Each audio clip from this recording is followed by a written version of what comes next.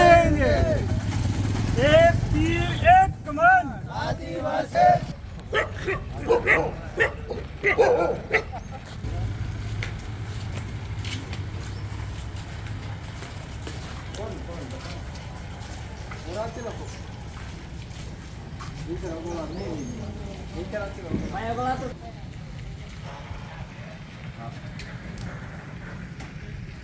पट्टी श्रीमान कलेक्टर महोदय, जिला अलीराजपुर, मध्य प्रदेश।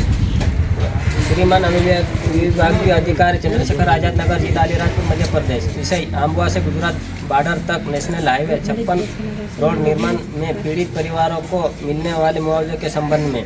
महोदय, उपरोक्त विषय में निवेदन है कि वर्तमान में आम्बुआ से गुजरात बॉर्डर तक स्वीकृत नेशनल हाईवे 56 रोड में निम्न ग्राम आम्बुआ, इटारा, टेमाची, कालवाट, बेहड़वा, बड़ा भावटा, कोचिमली, बिलजर, कालियावाव, छोटी मालपुर, बड़ी मालपुर, सेजावाड़ा, काकड़बारी की जमीन व मकान का अधिग्रहण की जा रही है।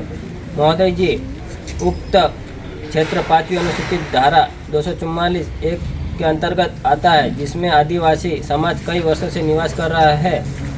गवर्नमेंट ऑफ इंडिया एक्ट 1935 के अंतर्गत आदिम जाति मूल मालिक है, जिनको संविधान द्वारा जीने एवं निवास करने का मौलिक अधिकार प्राप्त है। महोदय, रोड निर्माण से उक्त आदिम जाति समाज के संवैधानिक अधिकारों का उल्लंघन व हनन हो रहा है। शासन द्वारा गाइडलाइन द्वारा तय की गई राशि बहुत कम है, जबकि राजस्थान और महाराष्ट्र राज्यों में नेशनल हाईवे में जमीन व मकान अधिग्रहण पर पीड़ितों को 5 गुना राशि दी जाती है। अतः शासन द्वारा 5 गुना मुआवजा राशि पीड़ित परिवारों को अदा की जावे, यही निवेदन है। दिनांक 22/1/2025। प्रतिलिपि: माननीय राष्ट्रपति महोदय, भारत सरकार। माननीय प्रधानमंत्री महोदय, भारत सरकार। माननीय परिवहन मंत्री, भारत सरकार। माननीय राज्यपाल महोदय, मध्य प्रदेश शासन भोपाल। माननीय मुख्यमंत्री महोदय, मध्य प्रदेश शासन भोपाल।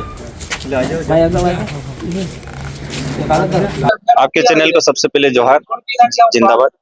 जो हमारे जो ग्रामीण क्षेत्र के जो भाभरा के आसपास के जो नेशनल हाईवे जो रोड निकल रहा था, उसका न तो मुआवजा मिल रहा है सही तरीके से, और यहाँ पर आश्वासन ऐसा दिया जा रहा है, और यहाँ पर ये बोलते हैं 10,000, 15,000, 10,000, 1 लाख रुपए तक, उसका डबल मिलना है। लेकिन यही बात है, लेकिन हमारा जो जमीन की अगर कीमत देखी जाए तो 3 गुना, 4 गुना के 5 गुना के आसपास हमारी जमीन है, लेकिन उसका न तो जमीन का सही तरीके से दाम मिल पा रहा है, न तो मकान का मिल पा रहा, न तो कुएं का मिल पा रहा, न तो बोरिंग का मिल पा रहा है।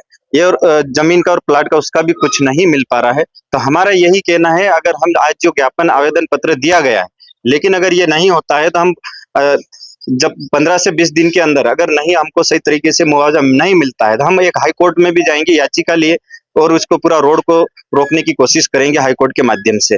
और उसके बाद अगर ये नहीं मानेंगे तो हम कलेक्टर साहब को पूरा, हम यहाँ से अलीराजपुर को कलेक्टर को पूरा घेराव करेंगे, और वहां पर उग्र आंदोलन भी हो सकता है, क्योंकि हमारे जो आदिवासी क्षेत्र है, आदिवासी क्षेत्र में मेहनत मजदूर करके हमारे लोगों ने एक मकान बनाया है, पीड़ित परिवार है, और यहाँ से गुजरात में जाकर पैसा थोड़ा बहुत कमा के लाते, लेकिन उसका भी सही तरीके से पैसा नहीं मिलता है।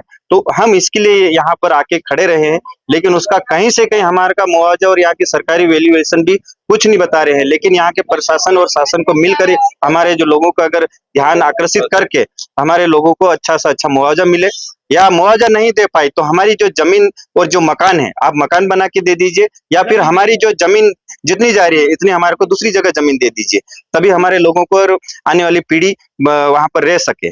जोहार, जिंदाबाद। एटीएम में आप कितनी बार आवेदन दे चुके हैं जमीन अतिक्रमण को लेकर? ऐसे तो हमने कई बार दे चुके हैं, 2-3 साल से पहले भी दे चुके हैं। कलेक्टर साहब को भी यहाँ पर बुलाया था, लेकिन उसका हमारे कोई केंद्र गवर्नमेंट का सर है करके न उसको टालम टोली करके, और उसका आज तक रोड तो रोका नहीं गया है। अब रोड नहीं रोका गया तो हम उसके मुआवजा के लिए आए, लेकिन मुआवजा भी सही तरीके से नहीं मिल रहा है, इसके लिए हम यहाँ पर आए हैं। अगर अतिक्रमण को लेकर अगर मुआवजा नहीं मिलेगा तो अगली मांगे क्या होगी आपसे? हमारी अगली मांगे, कलेक्टर कार्यालय को घेराव करेंगे। कलेक्टर को कार्यालय घेराव करने के बाद हम हाई कोर्ट जाएंगे, हाई कोर्ट में हम याचिका लगवाएंगे, और वहां पर हम पूरा कानूनी दायरे में रह के हम उसको लड़ेंगे। आपका नाम? दिनेश मीनामा। Thank you. अतिक्रमण को लेकर आप क्या मांगे लेके आए और क्या उद्देश्य रहा है? जो हमारी जमीन और मकान जो शासन द्वारा गाइडलाइन में जो पैसा बताया जा रहा है, वो वो मुआवजा सही तरीके से वो नहीं मिल रहा है, क्योंकि वहाँ जमीन का 1 हेक्टेयर की 3 लाख रुपए बता रहे हैं। अब वो उसमें आरे में बांट रहे हैं, जो रोड सीधा निकल रहा है, मकान टूट रहा है, वो आरे में बांट रहे हैं। तो आरे के हिसाब से 2,90,000 के हिसाब से 2,900 रुपए एक आरे का। अब वो वहाँ बता देंगे तुम्हारे ये सर्वे क्रमांक में इतने आरे गए, 10 आरे गए, 20 आरे जमीन गएंगे, जबकि वो पूरे खेत बीच में से रोड निकाल देंगे। क्या ग्रामीण क्षेत्र से मुख्य बैठक हुई थी क्या जन सुनवाई में? ग्रामीण को पूछा गया था कि रोड निकलेगा तो जमीन जाएगी क्या, मुआवजे के बारे में बात की? नहीं, वो बात कोई भी नहीं, कोई जानकारी? कुछ जानकारी नहीं। आपका नाम? सारिंगबाम में। तो ग्रामीण क्षेत्र के लोग जो रोड अतिक्रमण को लेकर आज यहाँ पे आए थे, तो किस मांगों को लेकर आए थे और आगे क्या कार्रवाई की जाएगी, और क्या भोपाल में लिस्ट देखते हैं? हाँ, जैसा कि आपको पता है कि NH 56 का निर्माण यहाँ होना है, उसको लेकर के ग्रामीणों को मुआवजे को लेकर के, और कुछ लोगों के घर और जमीन ज्यादा जा रहे हैं, जो लोग ज्यादा प्रभावित हो रहे हैं उन्होंने ज्ञापन दिया है आज माननीय कलेक्टर महोदय के नाम से।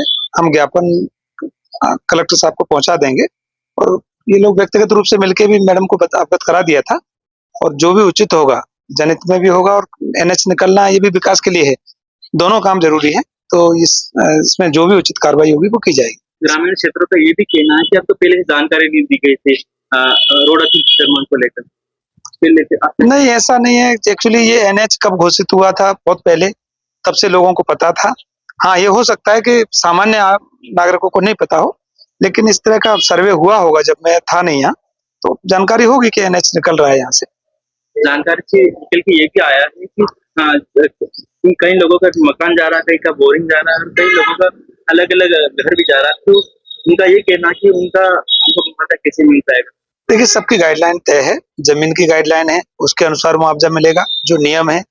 और किसी का मकान जा रहा है, कुआं जा रहा है, पेड़ जा रहे हैं, हर चीज का अलग अलग गाइडलाइन और संबंधित विभाग से रिपोर्ट ली गई है, और उसके आधार पर जो भी मुआवजा बनेगा, और नियम के अनुसार उसमें कितना % ब्याज या कितना डबल होता है, क्या अलग अलग नियम है, उसके अनुसार देंगे पूरा। बात की जाए तो जैसे महाराष्ट्र और राजस्थान सरकार 5 गुना मुआवजा ज्यादा दे रही है, और मध्य प्रदेश सरकार 2% मुआवजा। चूंकि ये MP में है, तो हम अपनी सरकार के जो नियम है हमारे शासन के, उसके अनुसार ही हम कार्रवाई कर सकते हैं। इसमें जो भी बेहतर होगा नियम के अनुसार, वो हमारा पूरा प्रयास रहेगा। जितेंद्र सिंह तोमर, तहसीलदार Chandrashekhar Azad Nagar. Thank you. Thank you. आगे रोड से ये रोड चालू कर दो, पीछे रोड नहीं काटना चाहिए। हाँ, पीछे रोड नहीं काटा दिया हमें। हाँ, हमारे बाप दादा ने जमीन ले रहा, हमारा पूरा पारी घर पार कहाँ बांधा है, कहाँ रह से कहे हम कर्जा वदरे, जमीन थोली वदरी, पूरा पारी कहाँ रहा, हमारा जमीन रोड नहीं काटवा दे, नहीं काटवा दे जुना रोड काढो तो मोकळो करी सवडो कर सेको बाकी नाम नवा रोड नहीं करना दे जामो हमरा पूरी कहाँ जाए हम 5 लाख 100 लाख ना घोरा बांधे हम यहाँ का घोरा बांधे जाए अतरो मांझो आल देते अतरो हमरो काय होगा रोड पनो कर देवो ये जुनलो रोड पनो करो जमीन में रोड नहीं काटवा दे ना, पीछे रोड रे, ये रोड काटो तुम, रोड काटो, हां ये भी रोड काटो, ना भी रोड काटो दे, हमारी तो जमीन साइड ना बाहर दादा नहीं जमीन लेन बटा हम तो रोड कहाँ काटने पे कहाँ निकालने रोड तो जमीन पे निकलेगी। रोड नहीं काटो, हमारा पूरा पारी का हम पाटली वक्त ना हम घर बांध रिया, जमीन ले रिया न ता तेली जमीन में हरो कहीं जमीन वाटा है ता तो रोड काटवा मरिया, हमारा पूरा पारी का दे। कितनों के घर जा रहा है? हमारा पूरा का दे, हमरा घर ना पारा का बांध रहे हैं, मुश्किल है घोरा बांध के हम काय करे कहाँ ये पार्षद महोदय? पार्षद बताओ क्या बेड़वा में जो 2 जगह उनके 2 मकान जा रहे और भावटा वाले भी मकान बोरिंग जा रहे, फिर वो बेड़वा के आगे जो है वो 2-3 मकान जा रहे, वो बोरिंग जा रहे। तो पैसा मिलेगा ना? कम कैसे? वो पैसा तो उसी की है, वो गाइडलाइन पैसा साथ में नहीं सब पैसा नहीं तो हमारे घर बांधे ना लो, नहीं तो हम जमीन ले ना लो। ये बात सही है, जमीन दे या घर दे उतना है, जमीन ले ना लो, घर बांधे ना लो, अपना काटली वक्त ना भागा घर बांध रहा, 2-3 लाख ना घर नहीं बांधा ही रही है।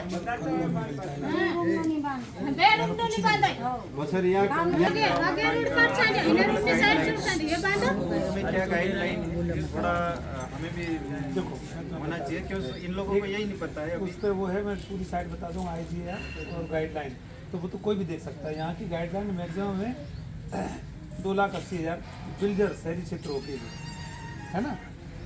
यही गाइडलाइन धार और उधर देखो तो 2-2.5 करोड़ हेक्टेयर की होगी, अपने 2-2.5 लाख रुपए हेक्टेयर है। तो अपने ज़मीन की गाइडलाइन तो है ही नहीं। उसकी वजह तो ये है कि बिक्री खरीदी नहीं होती, जहाँ ज़्यादा खरीदी बिक्री होती है वहाँ गाइडलाइन बढ़ती है, तो वो अलग बात है, अपना आदिवासी क्षेत्र है। हाँ ये बात सही है कि गाइडलाइन बहुत कम है और मुआवजा गाइडलाइन के हिसाब से मिलता है, उसमें हम लोग कुछ नहीं कर सकते। और कुआं और इसके लिए कोई गाइडलाइन नहीं, वो इनका वो माप में कर